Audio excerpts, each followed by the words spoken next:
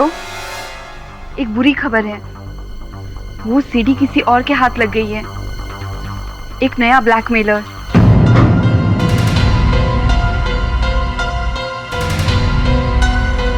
Mister Desai, मुझे आपसे कुछ अर्जेंट बात करनी है right now. Call you back.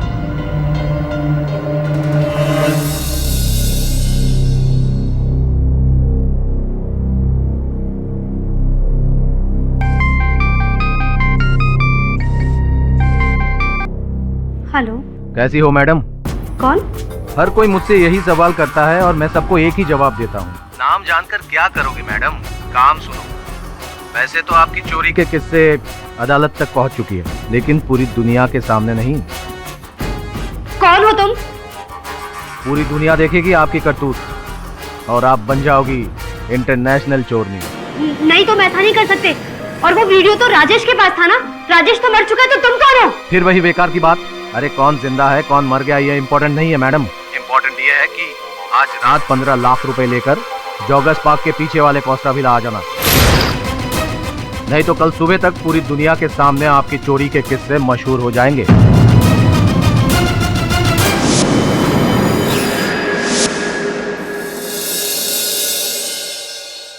नया ब्लैकमेलर पीसीओ से फोन कर रहा था। कॉल ट्रेस हुआ क्या वरुण?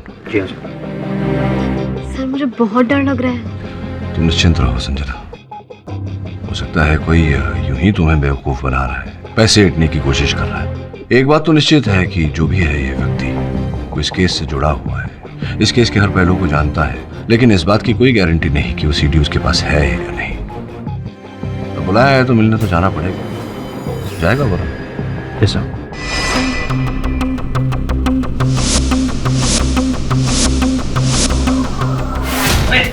तेरी हिम्मत कैसे हुई इस घर पे कदम रखने की?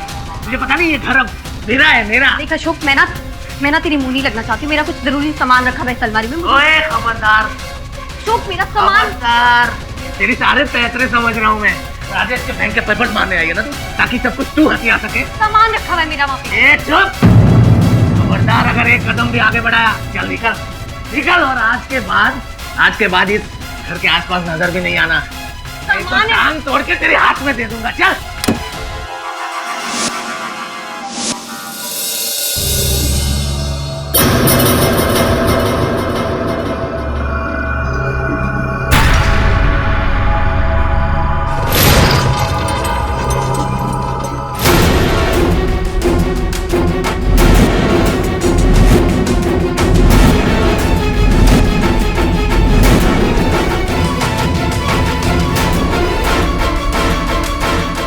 मैडम पैसे का है? अरे वो मैडम पैसे! अरे वो मैडम पैसे!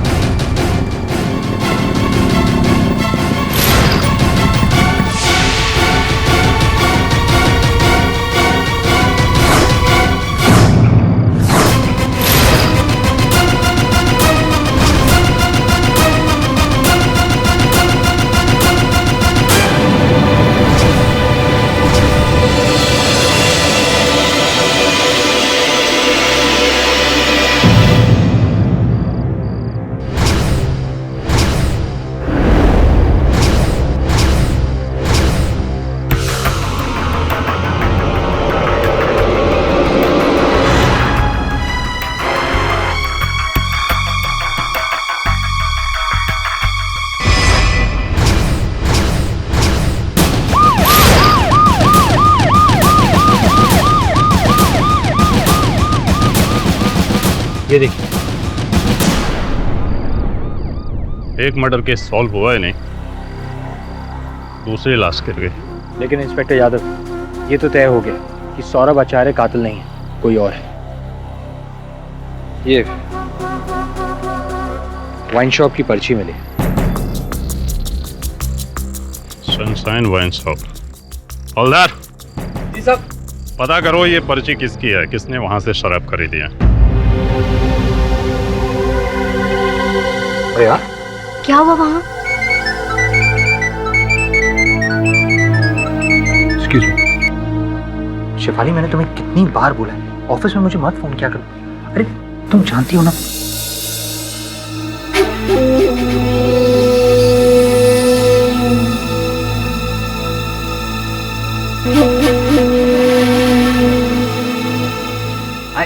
आई लव यू यार। Okay bye. आप अभी तक गई नहीं? जब तक मुझे ब्लैकमेलर का पता नहीं चलेगा मुझे नींद नहीं आएगी। वरुण, क्या हुआ वहां पर? वो वरुण, क्या सुन रहा हूँ? रूपल की हत्या हो गई? क्या? हाँ सर, मैं जब कौशबिला पहुंचा तो थैंक गॉड मैं घर नहीं गई। उस ब्लैकमेलर ने उसे मारा होगा। देखिए संजना जी, आप निश्चिंत रहिए। किसने किसको मारा ये तो तहकीकात के बाद ही पता चलेगा। आप जाइए, घर जाइए, और अगर आपको किसी ब्लैकमेलर का या कोई धमकी भरा फोन आता है तो मुझे सूचित कीजिए। जाइए।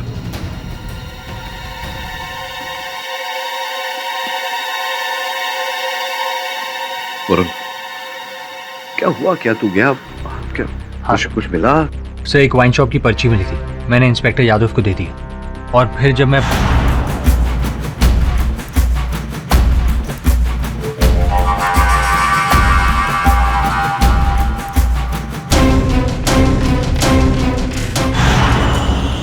सब, मुझे तो लगता है कि रूपल का मर्डर करके कातिल या फिर ब्लैकमेलर जो भी था वो मौका वारदात से जब भाग रहा था तब उसके हाथ से या जेब से वो सीडी गिर गई होगी। कहाँ है वो सीडी? दे मुझे। सर मेरे बैग में।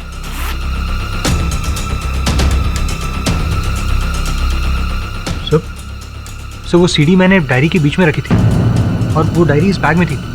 पता नहीं डायरी कहाँ गायब हो गई। डायरी गायब नहीं हुई है, डायरी गायब कर दी गई है, और गायब करने वाली अभी अभी कुछ समय पहले वहीं बैठी थी जहाँ तू बैठा है। क्लेप्टोमेनिया।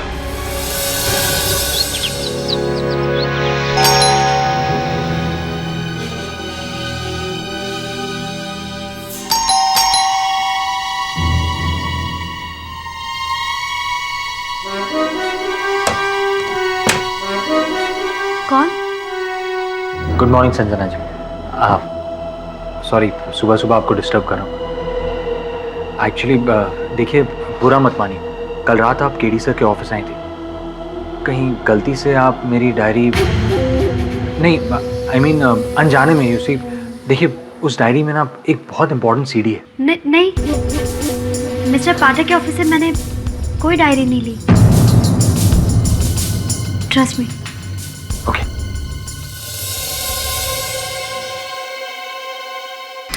हाँ सावंत, पता किए थे वाइन शॉप का?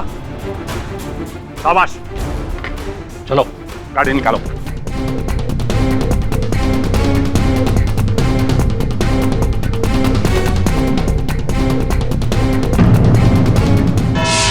नहीं सर, माँ कसम मैं हत्यारा नहीं हूँ। इतना कबूल करता हूँ कि मैं रूपल जी को ब्लैकमेल कर रहा था। हाँ वही ब्लैकमेल कर रहे थे, हत्या आपने की, यही सब तो किया आपने। राजेश के साथ पहले से आप उसके धंधे में जुड़े हुए थे। जी नहीं पाठक जी, मैं तो दरअसल राजेश से मिलने जब मैं गोराई बीच पर पहुंचा तो वो मरा हुआ था,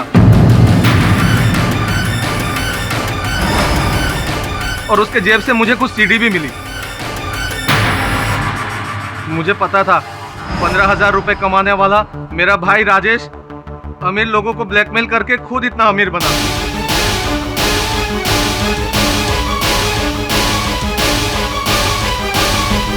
मेरे अंदर भी थोड़ी लालच आ गई साहब। जैसा मैंने किसी का खून नहीं किया, और रूपल जी से मिलने जब मैं तय वक्त पर पहुंचा तो वो मरी पड़ी थी साहब। आप ही के साथ ऐसा क्यों होता है कि जब आप पहुंचते तो लाश वहां पहले से पड़ी होती है? खत्म नहीं हो रहा कुछ मुझे।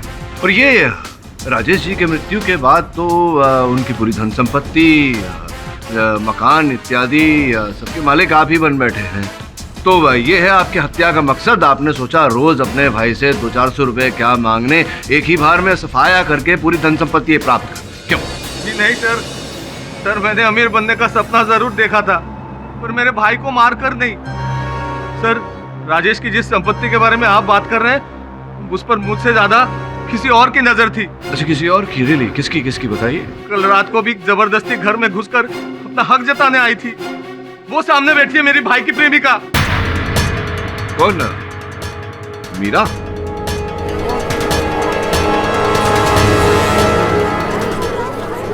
ऑर्डर। योर ऑनर, राजेश के घर में अपना कुछ सामान वापस लेने गई थी। अच्छा, कैसा सामान? वो एक बार मैं राजेश के घर उसके साथ गई थी तो मैं अपना हैंडबैग वहीं पे छोड़कर आ गई थी। कल मैं उसके घर के सामने से गुजर रही थी तो मैंने सोचा कि अपना हैंडबैग वापस लेकर के आ जाती हूँ। बस इतनी छोटी सी बात पर ये बेवड़ा इतना भड़क गया और इतना बड़ा बवाल मचा दिया इसने। सर, मुझे लगता है ना कि राजेश का खून इसी ने किया है, ताकि राजेश की सारी प्रॉपर्टी का अकेला हिस्सेदार बन जाएंगे। अब जानती है मीरा जी, मेरे सहायक वरुण के द्वारा ऐसी जानकारी मुझे प्राप्त हुई है जिसके कारण एक नया उद्देश्य सामने आया है राजेश जी की हत्या का। आप किस सच्चाई की बात कर रहे हैं mister Pathak? Your honour, Meera ji कुछ समय पहले ही एक डॉक्टर के पास गई थी। डॉक्टर के पास गई थी? नहीं, डॉक्टर विमला अवस्थी। ऑनर, इस केस में डॉक्टर का क्या लेना देना? जायसवाल साहब, लेना देना ये है कि डॉक्टर विमला अवस्थी एक गायनाकोलॉजिस्ट है। मीरा जी उनके पास गर्भपात कराने गई थी। तो हुआ ये कि आप डॉक्टर विमला अवस्थी के पास, जो एक गायनाकोलॉजिस्ट हैं, उनके पास गई गर्भपात कराने, जिसका ये अर्थ होता है कि आपके पेट में बच्चा था। आपके अपने कथन के अनुसार आपके और राजेश के बड़े नजदीकी संबंध थे, तो स्पष्ट रूप से जो बच्चा आपके पेट में था वो राजेश का ही होगा संभवतः। और जब आपने राजेश से ये बात कही और विवाह करने का दबाव डाला तो प्राय जैसे होता है राजेश ने इनकार कर दिया होगा। नहीं कर सकता इस वक्त शादी में। तुम इस बच्चे का क्या करूं राजेश? गिरा दो। गिराऊंगी, सिर्फ तुम्हारे पाप को नहीं, इस बच्चे के बाप को भी। लेकिन मैंने राजेश का खून नहीं किया है। मैं मानता हूँ आपकी बात को मीरा जी, और पाठक साहब प्लीज आप मेरी बात मान लीजिए ना कि राजेश की जो हत्या हुई है वो सौरभ की गन से ही हुई है। मानते हैं ना आप मेरी बात? जहाँ तक योर ऑनर मीरा का पहुँचना नामुमकिन है, तो साफ है बात कि राजेश चक्रधर का खून सिर्फ और सिर्फ सौरभ आचार्य ने ही किया है। योर ऑनर, अभियोग पक्ष महोदय का बस चले तो ये रूपल जी की हत्या भी मेरे मुवक्किल के सर मढ़ दे। इनके पास कोई तथ्य नहीं है ये साबित करने का कि जेल में से सलाखों के पीछे से मेरे मुवक्किल अचानक मिस्टर इंडिया बनकर ओझल हो गए और रूपल की हत्या करने के पश्चात पुनः वापस लॉकअप में लौट आए। मैं मानता हूँ ना आपकी बात, मैं मानता हूँ रूपल का खून किसी और ने किया है, किसी और मकसद से किया है, और वो क्या है वो अभी साबित करूँ। लेकिन योर ऑनर, उसके लिए मुझे अशोक चक्रधर को यहाँ कटघरे में एक बार फिर बुलाना हो। अशोक चक्रधर जी, आपने ये तो बता दिया अदालत में कि आप रूपल जी को ब्लैकमेल कर रहे थे, लेकिन ये नहीं बताया आपने कि क्यों ब्लैकमेल। खैर आपकी गलती नहीं है, शायद पाठक साहब आपने पूछा नहीं। कि कोई बात नहीं, मैं पूछ लेता हूँ। बताइए क्यों ब्लैकमेल कर रहे थे आप रूपल जी को? वो सर एक्चुअली राजेश भाई की जेब से मुझे जो सीडी मिली थी उसमें रूपल जी का एक वीडियो था। बंद कमरे की ऐसी तस्वीरें जिसके बारे में बताते हुए मुझे शर्म आ रही है सर। पर ये जो है ना सौरभ आचार्य, ये आपको इसके बारे में डिटेल में बता सकते हैं सर। क्यों? वो क्यों बता सकते हैं? क्योंकि उस सीडी में रूपल जी के साथ कोई और नहीं बल्कि यही थे। क्या क्या नाम से आप इल्जाम लगा रहे हो तुम मुझ पर? मैं और रूपल के साथ, वो भी बंद कमरे में? अब सर मैंने वीडियो में जो देखा सर वही बोल रहा हूँ, एकदम एडल्ट सीन।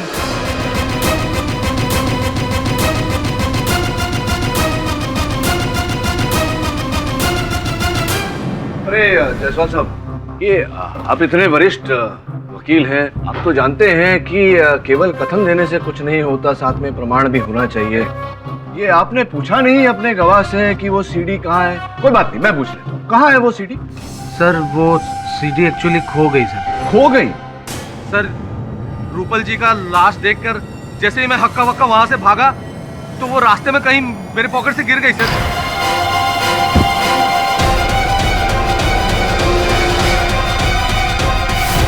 योर ऑनर, इनके जेब से वो सीडी गिर गई।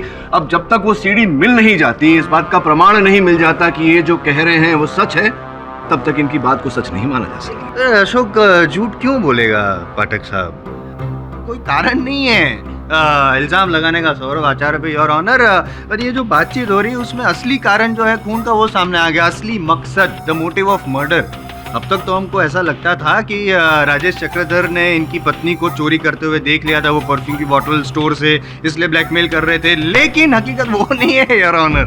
हकीकत तो ये है इनके जो नाजायज संबंध अफेयर चल रहा था रूपल के साथ, उसके बारे में राजेश चक्रधर को पता चल गया था, इसलिए वो ब्लैकमेल कर रहे थे। मोटी रकम मांगी होगी, 10 लाख शायद। गुस्सा आ रहा है, अभी देखो जैसा गुस्सा आ रहा है, उस वक्त तो और भी गुस्सा आया होगा, और इस गुस्से की वजह से मौत की नींद सुला दी राजेश चक्रधर को। और योर ऑनर, जहाँ तक इनके जो संबंध थे रूपल जी का, उनके दोनों के नाजायज संबंध का सवाल है, तो मैं यूं ही नहीं कह रहा हूँ। जिस न्यूज चैनल में दोनों काम करते थे उस न्यूज चैनल के कुछ कलीग्स भी आए हुए हैं। और सबसे बड़ी बात, खबरदार न्यूज चैनल के ओनर सिद्धार्थ देसाई जी फिलहाल हमारे साथ मौजूद है और कोई गर्मा गर्म खबर देना चाहते हैं, ब्रेकिंग न्यूज। योर ऑनर, अगर आपकी परमिशन हो तो यहाँ बुलाओ। Permission granted. Your honour, Saurabh और रूपल मेरी चैनल के बड़े ही होनहार रिपोर्टर थे, लेकिन अब काम के अलावा उनके बीच में क्या रिलेशन थे मुझे नहीं पता, ना तो कभी मैंने उसकी जासूसी की है। लेकिन जब भी सौरभ की कैबिन में जाओ, अधिकतर वहाँ पर रूपल भी होती थी।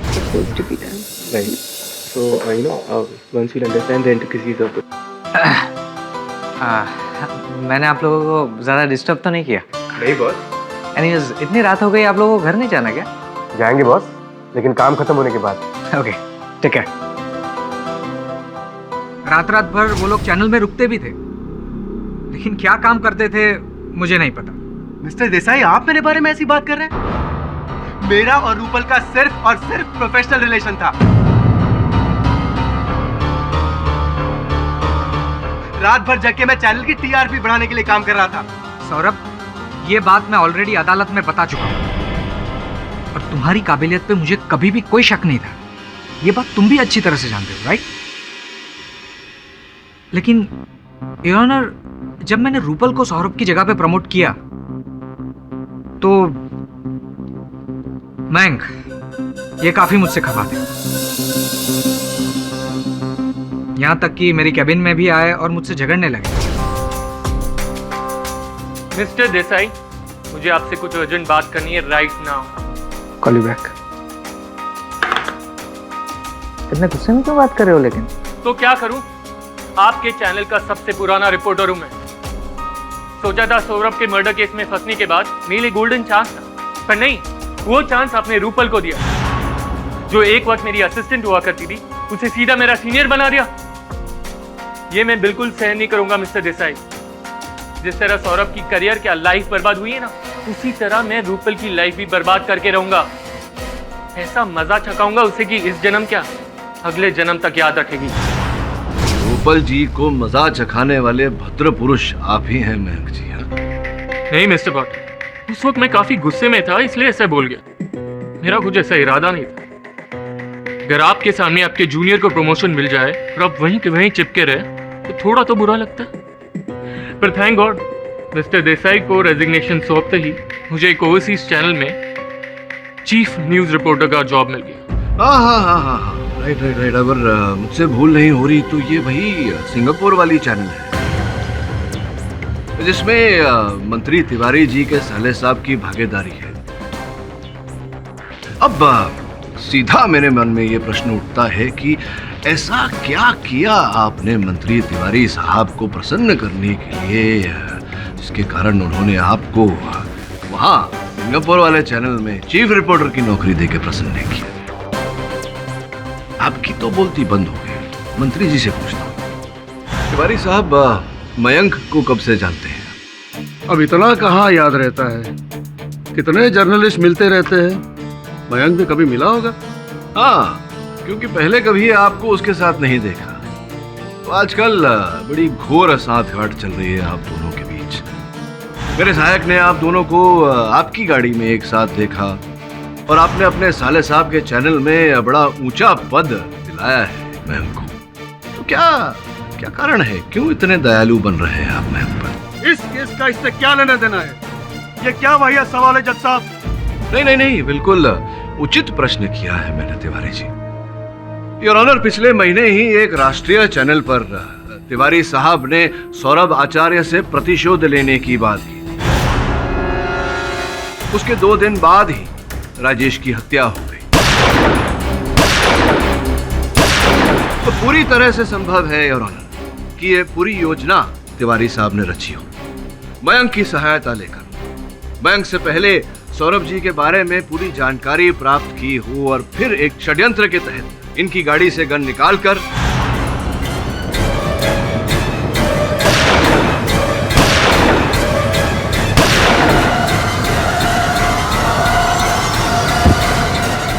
ये क्या बकवास है पाठक जी?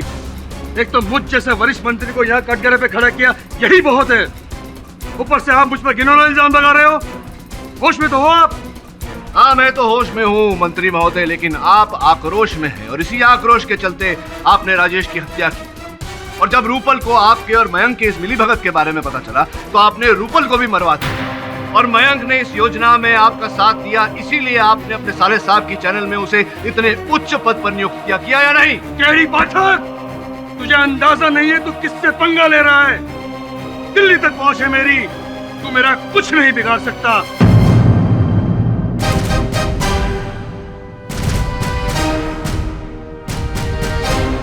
ये जो मुझ पर इल्जाम लगा रहा है ना, तुझे तेरी औकात दिखा कर ही रहूंगा मैं। तेरा वकालतनामा रद्द नहीं करवा दिया तो मेरा नाम भी सदानंद तिवारी नहीं। Your honour. मिस्टर तिवारी, आप प्लीज शांत हो जाइए। जनता के प्रतिनिधि होकर इस तरह का अभद्र व्यवहार आपको शोभा नहीं देता। यह अदालत तब तक किसी को भी गुनहगार नहीं मानती जब तक आरोप पूरी तरह साबित नहीं हो जाता।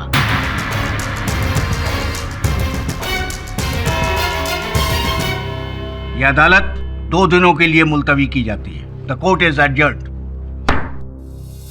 2 ही दिन बचे हैं और इन 2 दिनों में हमें बहुत कुछ पता लगाना है।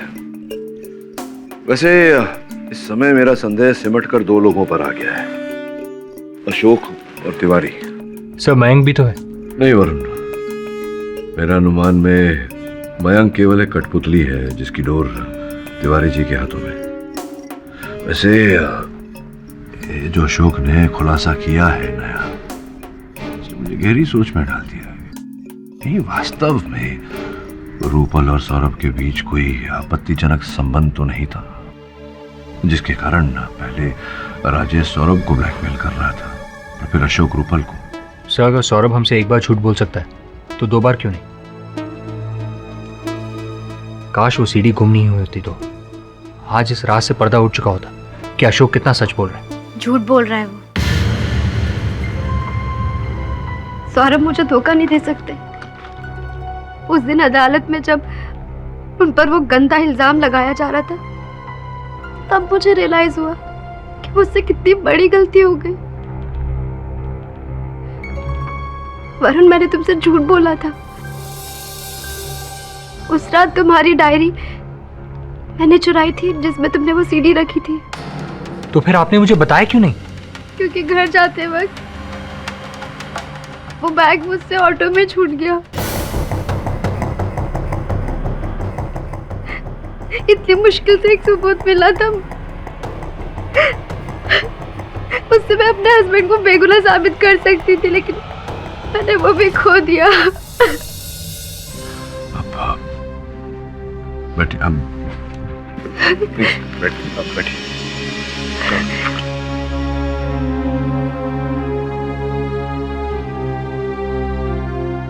आज मेरी चोरी की आदत की वजह से मैंने एक अहम सबूत खो दिया। लानत है मुझे अपने आप पर। ये लीजिए, आज तक मैंने जो भी चुराया है वो सब लाई हूँ। ये सब आप पुलिस पे दे दीजिए और मुझे जो भी सजा मिलेगी उसके लिए मैं तैयार हूँ।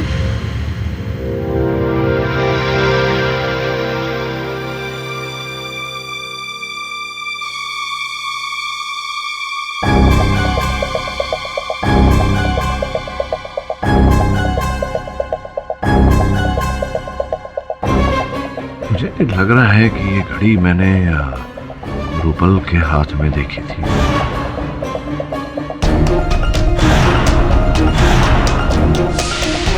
रूपल की घड़ी है, देखी। सेकंड हियरिंग के वक्त मैं रूपल के पास बैठी थी और मैंने उसके बैग से ये वॉच निकाल ली थी।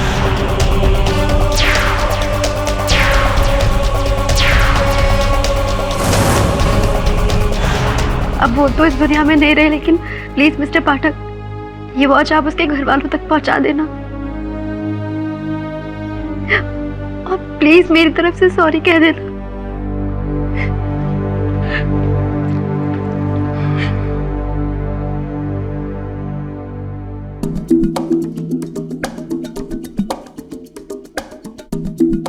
वरुण, इस घड़ी के पीछे एस लिखा हुआ है। अगर एस फॉर सौरभ है तब तो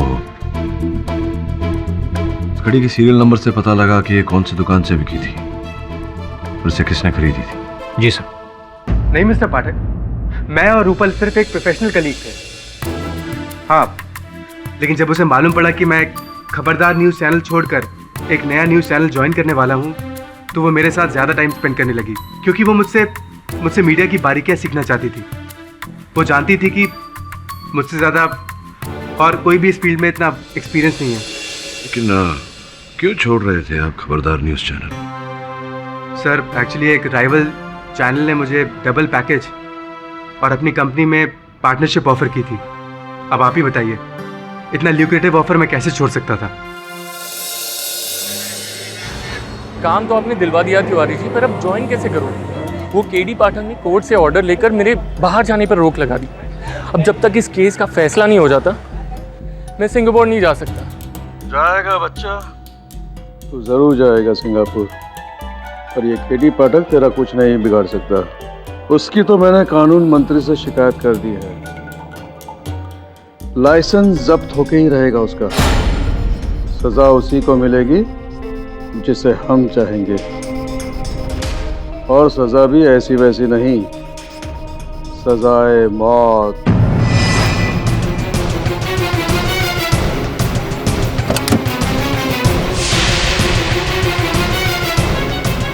तुम देखो, मैं किसी को कुछ नहीं बताऊंगा। मानना नहीं, मैं किसी को कुछ नहीं बताऊंगा। प्लीज नहीं मानना। सर, अशोक मरा तो नहीं, लेकिन बहुत बुरी तरह घायल हो गया, कोमा में। प्रश्न ये उठता है कि जानलेवा हमला किसने किया उसमें, और उससे भी महत्वपूर्ण क्यों किया? पुलिस क्या कहती है इस बारे में? पुलिस का कहना है कि उन्हें कोई सुराग नहीं मिला, लेकिन मैं आपके लिए बैलिस्टिक रिपोर्ट की कॉपी लेकर आया।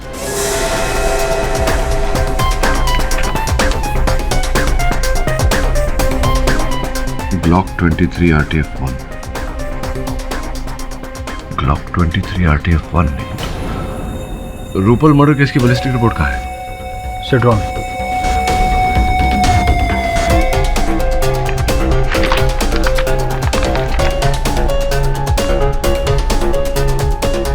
Glock 23 RTF-1। तुम्हें पूरा विश्वास है कि वो कागजात तुम्हारे घर पर ही? हाँ मिस्टर पाठक, जहाँ तक मुझे याद है मैंने उन पेपर्स को बेडरूम के ड्रॉर में ही रखा था।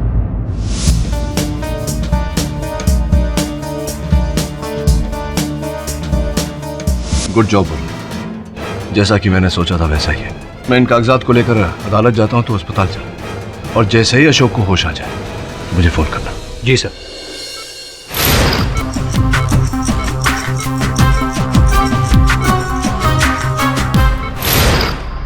मेरे हाथ में कुछ बैलिस्टिक रिपोर्ट्स हैं। प्रथम रिपोर्ट उन गोलियों की है जिनके कारण रूपल की हत्या हुई। इस रिपोर्ट से स्पष्ट होता है कि वो गोलियां ग्लॉक 23 RTF-1 नामक बंदूक से चलाई गई थी। द्वितीय रिपोर्ट योर ऑनर उन गोलियों की है जिससे अशोक पर हमला किया गया। इस रिपोर्ट से स्पष्ट होता है कि वो गोलियां भी ग्लॉक 23 RTF-1 से चलाई गई। तृतीय रिपोर्ट योर ऑनर उन गोलियों की जिससे राजेश को मारा गया। फर्क केवल इतना है योर ऑनर कि वो बंदूक ग्लॉक 23 RTF-1 का नया प्रतिरूप है, ग्लॉक 23 RTF-2। पाठक साहब, क्या नॉलेज है आपके पास गन की? क्या बात करूं? बात करिए ना, क्यों बात तो करिए? आप अभी फिलहाल उसकी बात मत कीजिए। क्या लगा रखा है? RTF, BTF, रेंज 1, रेंज 2, नया पुराना, क्या है योर ऑनर? Time waste. ये सब गन का नॉलेज यहाँ पे अदालत में देके क्या साबित करना चाहते हैं? क्या रिश्ता क्या है? ये रिश्ता आपको तब समझ में आता ना जब आप 10 मिनट प्रतीक्षा करते हैं। मैंने कहा ना आपसे, जरा समय दीजिए अपने कार्य को, तो हो सकता है सफलता प्राप्त हो। योर ऑनर, इसे और स्पष्ट करने के लिए और प्रमाणित करने के लिए मैं खबरदार न्यूज चैनल के कर्ता धर्ता सिद्धार्थ जी को कटघरे में बुलाने की अनुमति चाहता हूँ। अनुमति।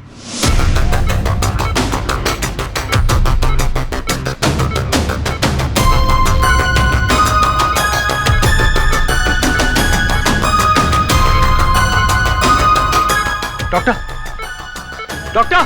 देसाई साहब बताइए अदालत को कृपया कि सौरभ को अपनी आत्मरक्षा के लिए वो गन आप ही ने दी थी। गन का मॉडल क्या था देसाई साहब? मॉडल, हाँ, लेकिन वो वही गन थी जो पुलिस को कार में से बरामद हुई थी, जिससे राजेश की हत्या हुई, यानी कि हत्या का औजार बैलिस्टिक रिपोर्ट के अनुसार ग्लॉक 23 RTF 2। राइट। ये बताइए कि जो गन आपने दी थी सौरभ को, उसके साथ में गन के कागजात भी दी थे। हाँ? उन कागजातों पर क्यों ऐसा लिखा है कि आपने जो गन सौरभ को दी थी वो ग्लॉक 23 RTF 2 नहीं, ग्लॉक 23 RTF 1 थी, उससे पुराना मॉडल। यानी कि आपने ये पिस्तौल नहीं दी थी उसे आपने ग्लॉक 23 RTF 1 दिया था। वही मॉडल की गन योर ऑनर, जिससे रूपल पर गोलियां चलाई गई, जिसके कारण रूपल की जान गई। वही गन योर ऑनर जिससे अशोक पर गोलियां चलाई गई, और अशोक इस समय अस्पताल में जीवन और मृत्यु के बीच संघर्ष कर रहा है। क्या मैं सही कह रहा हूं या नहीं? मिस्टर पाठक, मेरी कुछ समझ में नहीं आ रहा है आप क्या बोल रहे हैं। खुद बात है देसाई साहब, इतनी सरल सी बात आपको समझ में नहीं आ रही। सिंपल योर ऑनर, जब देसाई साहब ने सौरभ को वो बंदूक दी ही नहीं थी तो फिर उस बंदूक से सौरभ किसी की हत्या कैसे कर सकता है?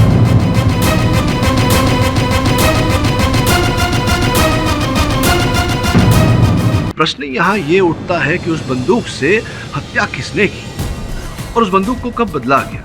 योर ऑनर, स्पष्ट है कि ग्लॉक 23 RTF 2 से, यानी कि इस बंदूक से, नए मॉडल से राजेश को मारा गया और फिर वो बंदूक इनके गाड़ी में पड़ी हुई बंदूक से बदली गई। किसने बदली? देसाई साहब,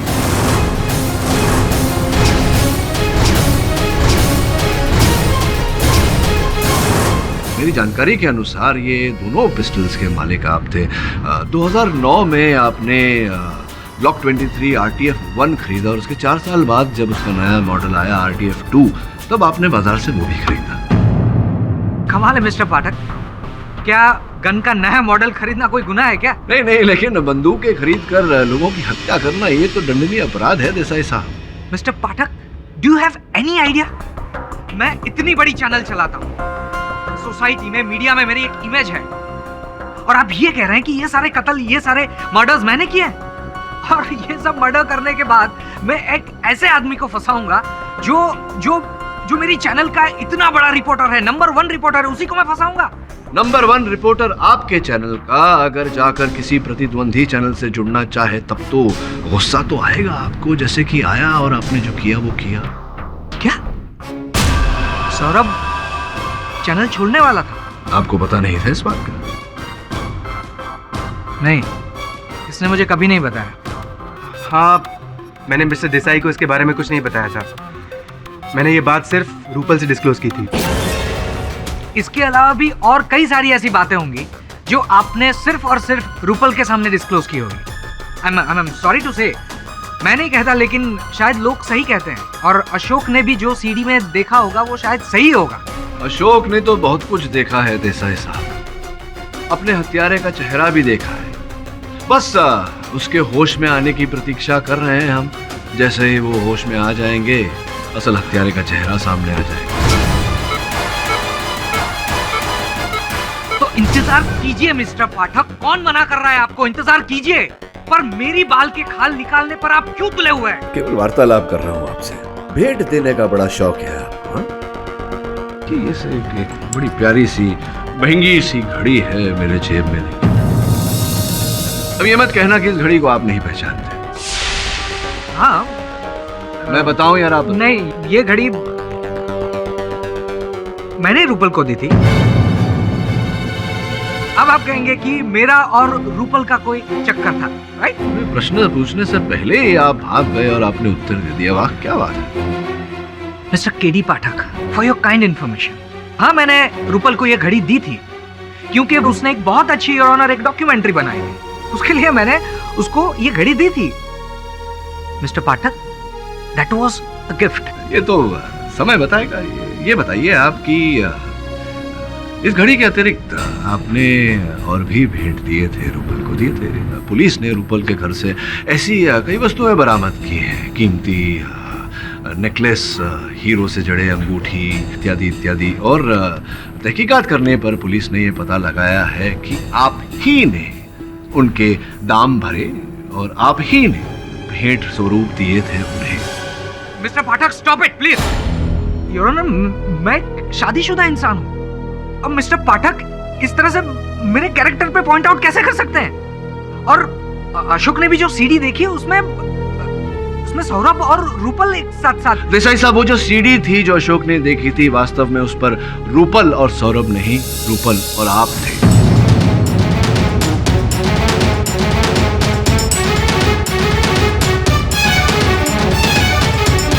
राजेश आपको ब्लैकमेल कर रहा था, आपसे लाखों रुपए ऐंठ रहा था। ओह, सिद्धार्थ बाबू आ गए, क्या बात है। चल अब जल्दी से सीढ़ी निकाल। अरे नहीं सिद्धार्थ बाबू, इतनी जल्दी कैसे दे सकता हूँ? वो सीढ़ी तो मेरे लिए सोने के अंडे देने वाली मुर्गी है। लेकिन तू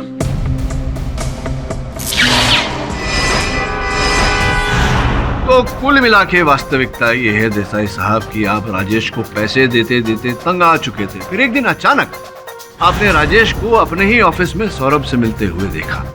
आप समझ गए कि राजेश सौरभ को भी ब्लैकमेल कर रहा है। तभी आपके मन में ये योजना उत्पन्न हुई। इसी कारण से आपने वो गन सौरभ को दी, इनकी आत्मसुरक्षा के लिए नहीं, बल्कि अपनी योजना को, अपनी साजिश को अंजाम देने के लिए। कमाल है मिस्टर पाठक। आई मीन, कैसी योजना? आप जो भी बोल रहे हैं ना, आपको उसे प्रूव करना पड़ेगा। You need to prove it. साबित कीजिए। नहीं, साबित मैं नहीं करूंगा, साबित तो अशोक करेगा होश में आते ही। सॉरी टू डिस्टर्ब यू पाठक साहब, ऐसा योर ऑनर किसी के बारे में बोलना नहीं चाहिए, लेकिन अगर अशोक को वहाँ पे कुछ हो गया, मतलब वो मर गया, तो आपकी जो थियरी है वो भी, आई होप यू अंडरस्टैंड। मैं योर ऑनर, मेरे सहायक का फोन है, लग रहा है कि वो होश में आ गया होगा अशोक, अगर आपकी अनुमति हो तो। धन्यवाद। हाँ वरुण बोल। सब बैड न्यूज़ है, अशोक की डेथ हो गई। सर मुझसे कुछ भी इंफॉर्मेशन नहीं निकाल पाए।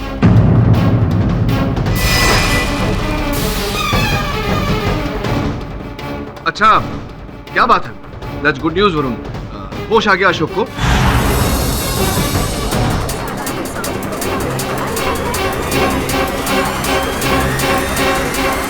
होश में आते कुछ बोल पाया? स्टेटमेंट दिया उसने, कथन दिया अपना? सर हाँ, समझ रहा हूँ कि मैं बोल नहीं पा रहा, गोली लगी हूँ, तो किसी का नाम तो लिया होगा। किसका नाम लिया? साहब ने ठीक से सुना नहीं, उसकी डेथ हो गई है। होश में कैसे आएगा वो? अच्छा, इंस्पेक्टर साहब से कहो उसका कथन रिकॉर्ड करके तुरंत अदालत में आ जाए। हाँ तो देसाई साहब, सुलझ गई सारी उलझन। अब जैसा कि आपने कहा था, थोड़ी प्रतीक्षा कर लेते हैं। ज्यादा दूर तो है नहीं अस्पताल, इंस्पेक्टर साहब आते ही होंगे, या थोड़ा बहुत समय अदालत का बचाना चाहेंगे। क्या करना चाहेंगे? राजेश और रूपल दोनों का मर्डर मैंने किया है।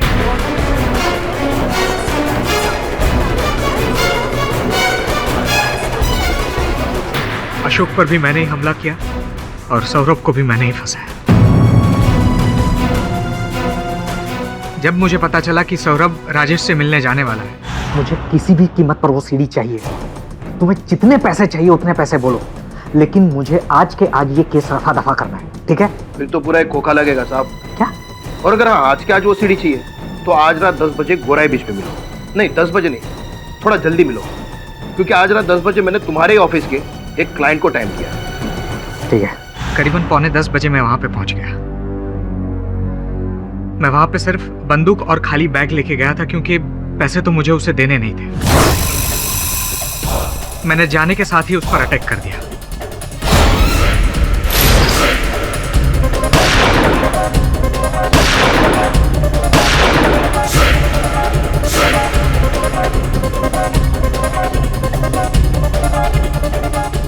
उसको मारने के बाद सीढ़ी ढूंढने के लिए मैंने उसकी जेब की तलाशी ली, लेकिन तभी मैंने एक गाड़ी की आवाज़ सुनी। मुझे पता लग गया कि ये गाड़ी शायद सौरभ की हो सकती है, इसीलिए जाके मैं झाड़ियों में छुप गया। और जैसे ही मौका मिला मैं सौरभ की गाड़ी के पास गया। मैंने सौरभ की गाड़ी खोली और गन एक्सचेंज कर ली।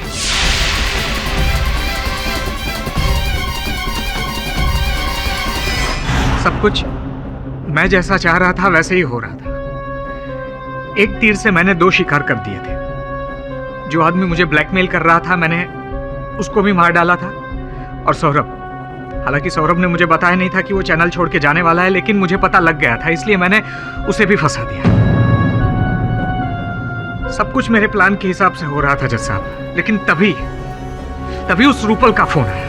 एक बुरी खबर है, वो सीडी किसी और के हाथ लग गई है। एक नया ब्लैकमेलर। रूपल को मैंने बहुत समझाया। अशोक ने जहाँ पर हमें बुलाया था मैं वहाँ पे रूपल को लेके गया।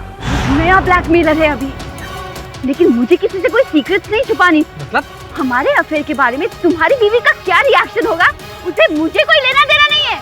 तुझे तब समझ में नहीं आया जब तुझे प्रमोशन दिया था। मुझे कोई लेना देना नहीं। सुन मेरी बात, अगर मेरी बीवी को पता लग गया ना तो तुझे कहीं के नहीं छोड़ूंगा मैं। मुझे कहीं का नहीं छोड़ेगा, मैं तुझे कहीं का नहीं छोड़ूंगी।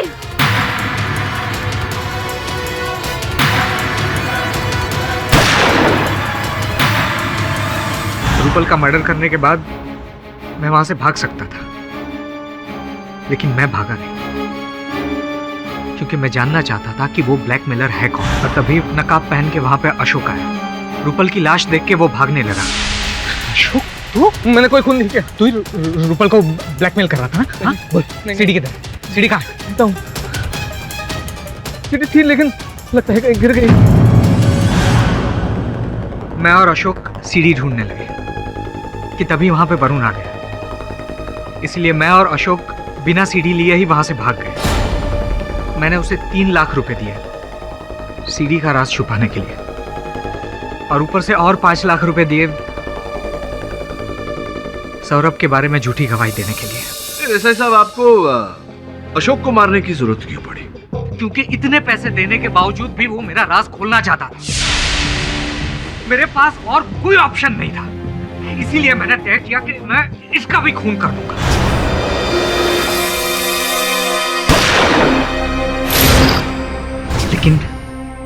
लेकिन वो बच गया। दुर्भाग्यवश योर ऑनर, अशोक बचा नहीं, मर चुका है।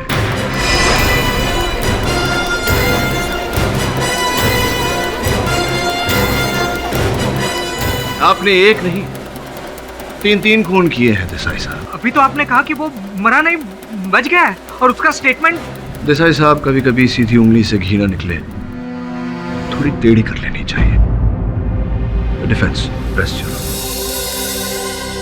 सभी पक्षों और गवाहों को सुनने के बाद यह अदालत सौरभ आचार्य को इस केस से बाइज्जत बरी करती है और सिद्धार्थ देसाई को इन तमाम हत्याओं के जुर्म में फौरन हिरासत में लेने का हुक्म देती है। The case is closed. ना, इस समय मैं आपसे कुछ कहना चाहता हूँ। सुना है कि आप छुट्टी पर जा रहे हैं। थक गया। क्या बात है। ऑल द बेस्ट आपके सफर के लिए। आप जाकर वहाँ ताजी हवा में सांस लीजिए, और आपके यहाँ ना होने से जो ताजी हवा यहाँ उत्पन्न होगी हम उसमें सांस लेंगे। क्यों?